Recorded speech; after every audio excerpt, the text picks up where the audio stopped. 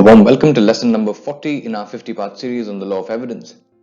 In the preceding lessons, we had seen some things about documentary evidence, about primary evidence and secondary evidence. In today's lesson, we will learn about primary evidence in some detail. We'd seen that section 61 tells us that the contents of documents could be proved either by primary or by secondary, but we also saw that you are not completely free to choose either of these because these are curtailed by the provisions given in section 64 and 65. As a result of those provisions, what we learned was that primary evidence is preferred and secondary evidence is permitted in exceptional cases. So this is what we understand as the rule relating to primary and secondary evidence. Now, in this lesson and the next, we will learn as to what primary evidence is and what secondary evidence is. We know casually, as we've discussed earlier, that primary evidence refers to the original copy, whereas secondary refers to some of the copies that have been made of the original. However, there is more detail to it, and it's important therefore for us to see the provision closely. So when we talk about primary evidence, then we require to see section 62. Okay, so section 62, as you can see, is fairly long and it requires for us to pay attention to all of these points. The first thing that you can see when you see section 62 is what we already know, which is that primary evidence means the document itself produced for the inspection of the court. So when you're producing before the court the document itself, that basically means it is the original, and that we know is primary evidence. But apart from that, there are some more things which qualify as primary evidence, and you can see them in explanation 1 and explanation 2. Okay, so it says here that where a document is executed in several parts, each part is primary evidence of the document. Don't worry, we will study all of this in detail, but I'm just letting you know all of these. Then in explanation 1 it says, where a document is executed in counterpart, each counterpart being executed by one or some of the parties only, each counterpart is primary evidence as against the parties executing it. Okay, so you're seeing parts here you see counterpart. Okay, then let's look at explanation 2. It says that where a number of documents are all made by one uniform process. So there are multiple documents by one uniform process, as in the case of printing, lithography, photography, then each is primary evidence, right? Now, basically what you can see in the explanations is that you have more than one, yet they are primary. So what you see in the beginning here is that you get the document itself, get me the one, and that is primary. But when you go to the explanations, what you can see is that although there is more than one, it can qualify as primary. Let's see these explanations in a little more detail now. Let us say there are many parties to a transaction. Let us say there are 5 parties to a transaction. Okay. Now each one of them wants to have the document with his own self in its complete form.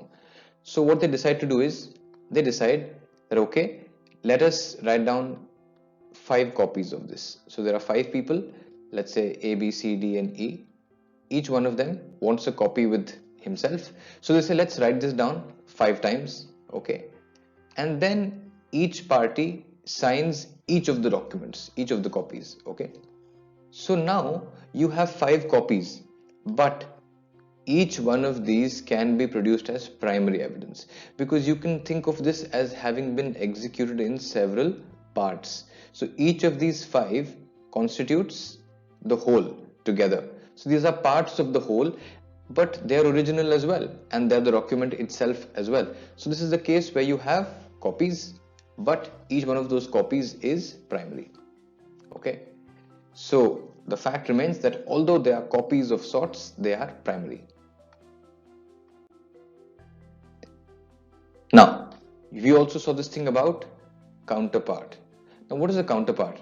So we saw in the previous example that when it is executed in parts, what that means is, let us say you have the parties A and B, okay? So here you have something that's written, both A and B sign on it. Then this is the copy for A. The same thing is the copy for B. It has the same thing, A and B sign on it. This is what you can consider a part. So when it's executed in two or more parts. However, what is a counterpart? A counterpart means that, let us say A and B are entering into an agreement. Okay. So this is the copy that is retained by A. This is the copy that is retained by B. Now, the one that A has the signature of B and B has the signature of A. And together they constitute the whole document. So as you can see, these are counterparts, because what is there with A has the signature of B and what is with B has the signature of A. So these have been executed as counterparts. Let us see this now in some more detail. So what it says is, where a document has been executed in counterpart. Okay, so each counterpart being executed by one or some of the parties only. So we saw that if it were in parts and you had, say, 5 people, then each one of them would have signed. However, in the case of a counterpart, maybe out of 5 only one person or maybe 2 people or 4 people sign on it. Okay, so each counterpart is primary evidence as against the persons executing it. Let me give you an example for us to understand this a little more clearly. So let's take the example.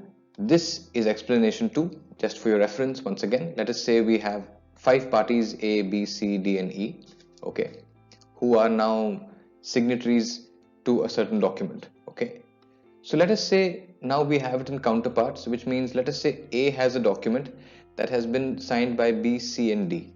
Okay, B has a document that has been signed maybe by A, D and E. Maybe D has a document that has been signed by A and B.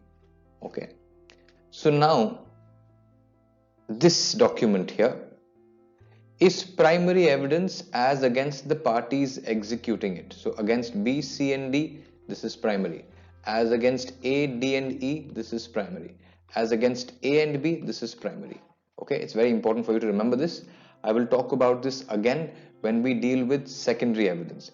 But for the time being, just remember the rule that each counterpart is primary evidence as against the parties executing it. So what is the meaning of executing? Executing means that either there's a sign or there is a seal, right? So either you sign or you affix a seal. That is basically called executing. So with regard to the person who has executed it, it is primary evidence. So when you look at the whole of section 62, which talks about primary evidence, it's quite clear that the body first tells you that the document itself is what is considered as primary, and then you see that you have 2 explanations, and these explanations are kinds of cases wherein you have multiple copies, right? So there's more than one, yet they qualify as original or they qualify as primary. So this tells you 2 cases in which copies are primary. So I hope with this you've been able to understand the concept of what primary evidence is. Thank you for your patience. Good day.